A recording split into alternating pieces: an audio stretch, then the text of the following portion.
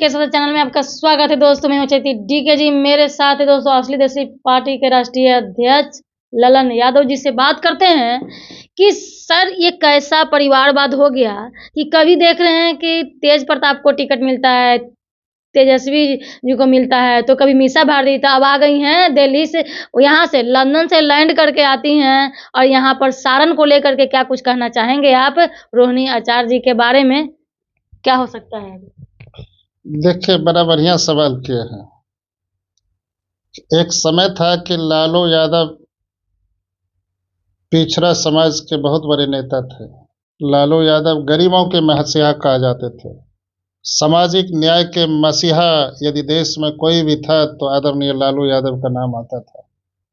और जब से परिवारवाद को तरजीह देने लगे हैं और कार्यकर्ताओं का बराबर अपमान करते आए हैं और बरसों से जो राष्ट्रीय जनता दल के कार्यकर्ता हैं उनको टिकट में तरजीह नहीं मिलती है और बाहरी नेता को ला करके टिकट दे देते हैं, तब से आदरणीय लालू यादव की साख गिर गई है। और यदि साख नहीं गिरी रहती, अपने नीति सिद्धांत पर हमेशा खड़े रहते, जिस तरह से पिछड़ा समाज के लोग, दलित समाज के लोग, अल्पसंख्यक समाज के लोग लालू यादव पर भरोसा किए थे, यदि उनके नीति सिद्धांत और उनकी मानसिकता पर खड़े रहते तो एक न एक दिन वह देश के प्रधानमंत्री बन गए होते। ये लालू यादव पता नहीं किस लोभ में, किस मोह में फंस गए कि अपनी राजनीतिक परिपक्वता को बिहार तक सीमित कर लिए। लालू यादव एक ऐसा नाम है जिसका प्रभाव दिल्ली में भी है, देश के हर एक कोना कोना में भी है, लेकिन उसकी राजनीति इस तरह से अब धूमिल होती जा रही है। काहे जानते हैं? अब पप्पू यादव के साथ विश्वासघात कर लिए, टिकट देने की बात कह के देवेंद्र यादव जैसे लोकप्रिय समाजवादी नेता के साथ विश्वासघात कर लिए। उधर ददन पहलवान है, काफी लोकप्रिय हैं, ये तो आप मानते ही हैं कि उनको जब ये राजद से टिकट मिल जाएगा तो भारी मत से निकल जाएंगे, उनके साथ विश्वासघात कर लिए। और राजवल्लभ यादव के साथ नवादा में विश्वासघात कर लिए। तो ये सब से पूरे बिहार के यादव समाज के लोग अब शिक्षित हैं, समझ रहे हैं कि जितने भी लोकप्रिय नेता हैं जो आदरणीय तेजस्वी यादव के तरह लोकप्रिय उनकी बराबरी में आना चाहते हैं, वैसे लोगों के पंख को लालू यादव अपने राजनीतिक शैली से काटना अच्छी तरह से जानते हैं कि ना रहेगा बांस ना उसकी जीत होगी और ना हमारे बेटा बेटी का कोई बराबरी करेगा।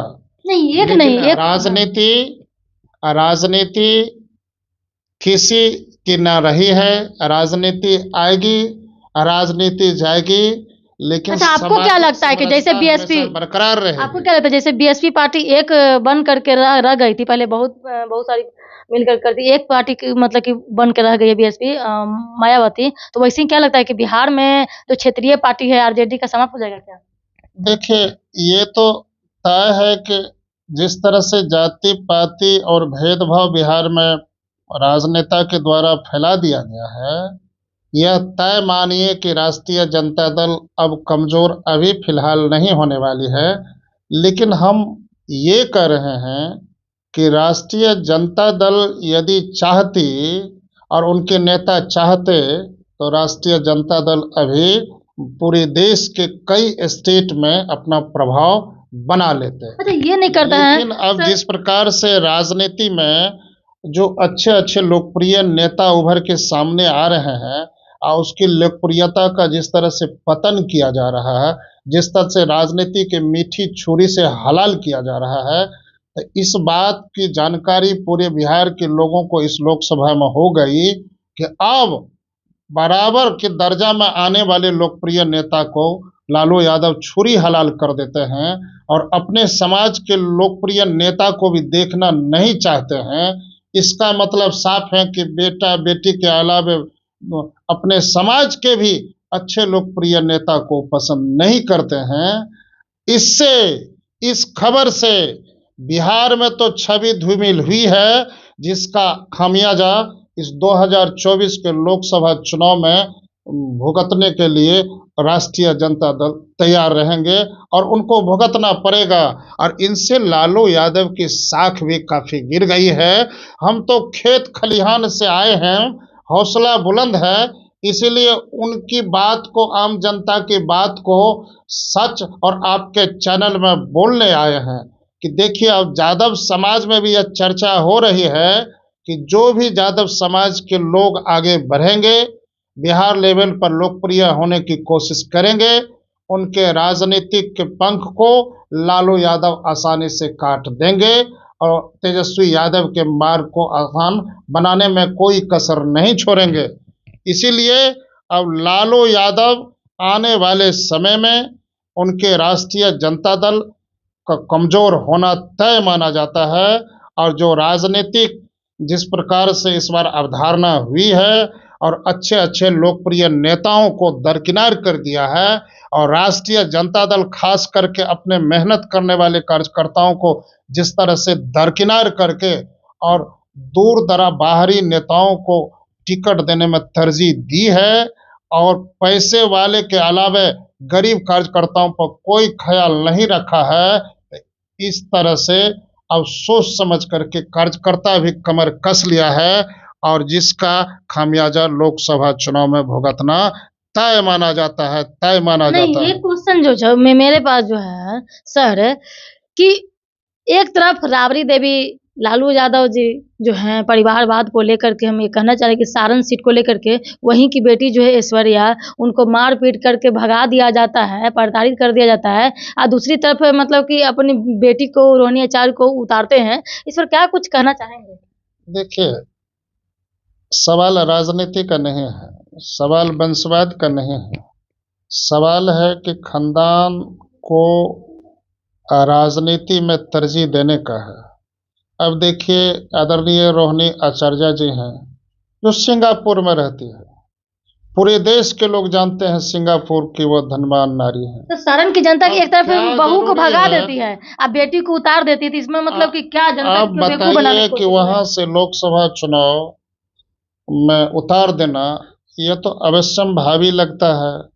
अरे आदरणीय मिश्रा जी भी हैं, वो बेचारी पाटलिपुत्रा लोकसभा से उम्मीदवार है, ये तो सही है, लेकिन हर एक तरीका से इतनी बड़ी तरजीह देना, एक तो मान लीजिए कि चुनाव अधिनियम में यह है कि पार्टी सभी कार्यकर्ताओं की मेहनत से है और सभी कार्यकर्ताओं की मेहनत से राष्ट्रीय जनता दल अपनी मनमानी कर रही है, लेकिन मनमानी में अपने खास लोगों को तरजीह देना ये हमें नहीं लगता है कि सही है।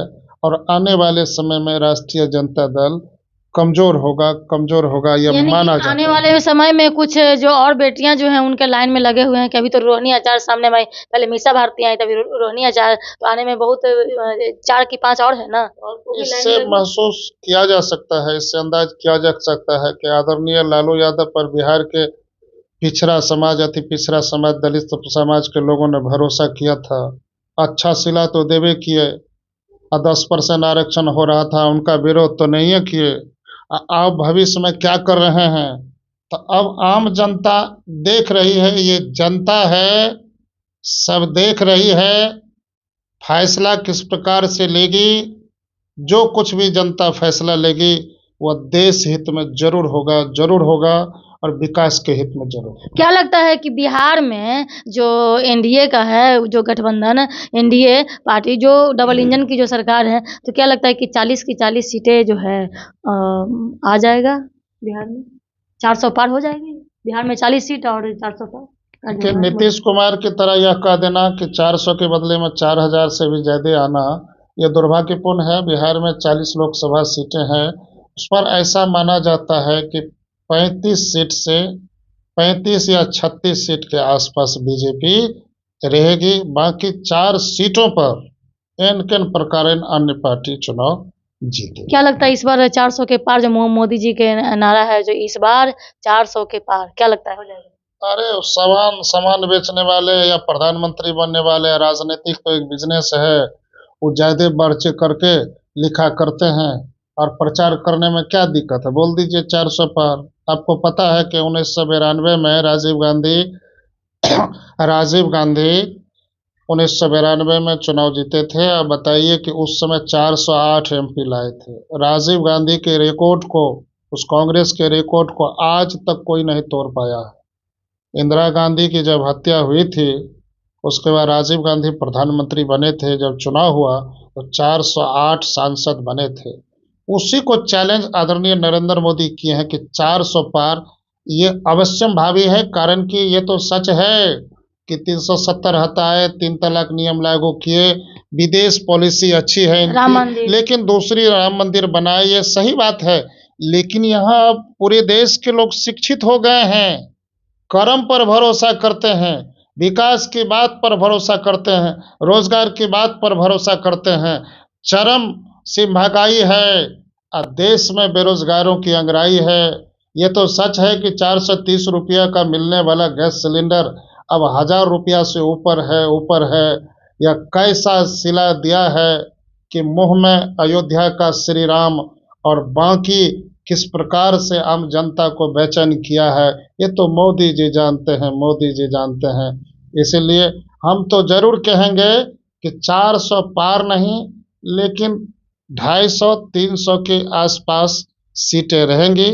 300 के लगभग सीटें 270 नहीं निकल पाएंगे। 272 आसपास, वही 370 250-300 के बीच में सीटें रहेंगी। उनका तो टारगेट 370-78 मेरा मानना है। चाहे जो कुछ भी हो, यदि ऐसा होता है तो देश के लिए दुर्भाग्यपूर्ण का विषय होगा, कारण कि देश अब विकास की बात सुनना चाहता है, रोजगार की बात सुनना चाहता है। और प्राइवेटीकरण जो कर रहे हैं, जो निजीकरण कर रहे हैं पूरे देश में, चाहे रेलवे हो, एयरपोर्ट हो, इसके खिलाफ जनमानस है। सब निजीय हो जाएगा और सभी विभाग, सरकारी विभाग निजीय हो जाएगा, तब प्रधानमंत्री सरकारी काहे के लिए होगा? इतना दिमाग नहीं है सब लोगों को। अरे इनके खिलाफ जनमत है, गुस्सा जायज है, लेकिन एक बात सच है कि प्रधानमंत्री के इनके जैसा चेहरा भारत में नहीं है। बस एक के बात है, बाकी महंगाई तो है, इसके खिलाफ जनता की अंगड़ाई भी है। देखते रहिए आगे होता है क्या। चलिए, बहुत बहुत धन्यवाद। देख रहे हैं दोस्तों कि आगे क्या होता है, कितनी सीटें लाते हैं मोदी जी। उनका जो है 400 के पार, यानी कि देखते हैं कि अपना बीजेपी का 370 से ऊपर जाता है कि क्या होता है। देखिए, डीके लाइक शेयर करें, सब्सक्राइब करें, फॉलो करें। जय हिंद।